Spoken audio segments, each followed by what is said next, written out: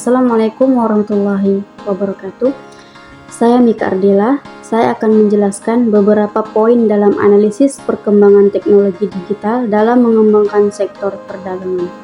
Poin pertama, yaitu perdagangan adalah salah satu sektor ekonomi paling tua dan paling penting. Tanpa perdagangan, produk dari produsen tidak akan sampai ke konsumen. Dulu, perdagangan sangat bergantung pada pasar tradisional, toko fisik, dan tatap muka langsung. Namun, setelah muncul teknologi digital internet, smartphone, e-commerce, sistem pembayaran online, maka wajah perdagangan berubah total. Sektor perdagangan kini masuk ke era baru yang disebut perdagangan digital. Dengan digitalisasi, proses jual beli menjadi lebih cepat, lebih mudah, lebih murah, dan bisa menjangkau pasar tanpa batas. Poin kedua, bagaimana teknologi digital mengubah perdagangan? Yaitu yang pertama, akses pasar yang tidak terbatas. Kalau dulu pedagang hanya bisa menjual di pasar lokal, sekarang mereka bisa menjual di seluruh Indonesia, bahkan dunia. Contoh, penjual kopi Gayo di Aceh Timur bisa membuka toko yang online di Shopee dan melayani pembeli dari Jakarta, Surabaya, atau bahkan luar negeri. Yang kedua, efisiensi biaya dan waktu. Dulu untuk berbisnis harus punya toko fisik, bayar sewa, gaji karyawan, dan biaya operasional besar. Sekarang cukup punya akun marketplace atau media sosial. Modal jauh lebih kecil, konsumen juga diuntungkan karena bisa belanja kapan saja tanpa harus datang ke toko. Yang ketiga, kemudahan transaksi. Teknologi pembayaran digital seperti OVO, Dana GoPay, ShopeePay, Link aja membuat proses transaksi lebih cepat dan aman. Tidak perlu uang tunai, bisa dilakukan secara online, bahkan cicilan pun ada melalui Vintage Pay Later.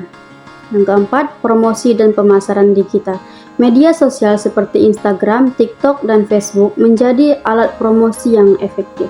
Fitur iklan berbayar ADS membantu UMKM menjangkau pembeli lebih luas dengan biaya yang relatif murah. Live shopping di TikTok atau Shopee Live membuat belanja online terasa interaktif seperti menonton acara TV. Yang kelima, meningkatkan skala usaha dan daya saing. UMKM kecil bisa punya daya saing melawan brand besar lewat strategi digital. Contoh, penjual makanan ringan lokal bisa terkenal hanya dengan satu video viral di TikTok, lalu orderannya bisa naik berkali-kali lipat. Poin ketiga, contoh nyata di Indonesia. Yang pertama, Shopee dan Tokopedia menjadi raksasa e-commerce Indonesia. Banyak UMKM memanfaatkan platform ini untuk memperluas pasar. Data Bank Indonesia menunjukkan nilai transaksi e-commerce 2023 mencapai 484 triliun. Angka ini naik setiap tahun. Yang kedua, TikTok Shop menggabungkan hiburan dengan belanja online. Penjual bisa live streaming sambil menawarkan produk. Banyak UMKM yang berhasil meningkatkan omset hanya dari penjualan lewat TikTok Shop. Yang ketiga, GoFood dan GrabFood mengubah wajah perdagangan makanan. Restoran kecil atau warung bisa menjangkau pelanggan luas tanpa harus buka cabang. Yang keempat, UMKM lokal. Contoh, seorang penjual kue kering di daerah bisa memasarkan produknya lewat Instagram dan marketplace, bahkan bisa menerima pesanan dari luar provinsi hanya dengan sistem logistik modern.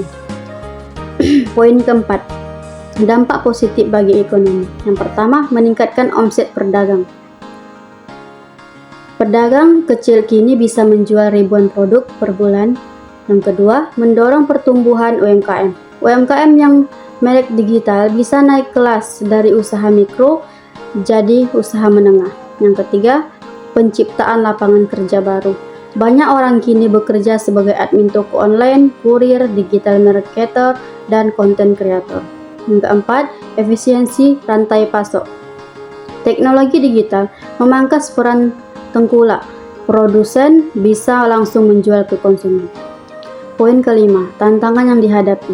Walaupun pesat, sektor perdagangan digital juga punya tantangan. Persaingan ketat, banyak penjual masuk ke marketplace sehingga harga sering jadi perang harga. Keamanan digital, masih ada penipuan online, pencurian data, hingga akun marketplace yang dibajak. Kesenjangan akses internet. Tidak semua daerah punya jaringan internet yang stabil. Ketergantungan pada platform. Jika marketplace menutup fitur atau mengganti aturan, pedagang kecil bisa terdampak. Poin yang terakhir yaitu kesimpulannya, perkembangan teknologi digital telah merevolusi sektor perdagangan dari pasar tradisional ke pasar digital. Perdagangan kini menjadi lebih mudah, cepat, dan efisien. Peluang yang diciptakan sangat besar, terutama pada UMKM yang menjadi tulang punggung ekonomi Indonesia. Namun, agar manfaat ini dirasakan merata, pemerintah perlu memperkuat infrastruktur internet, melatih SDM digital, serta melindungi pedagang dari risiko penipuan online. Dengan begitu, sektor perdagangan digital bisa menjadi motor utama pertumbuhan ekonomi Indonesia di masa depan. Sekian dari saya akhiri. Assalamualaikum warahmatullahi wabarakatuh.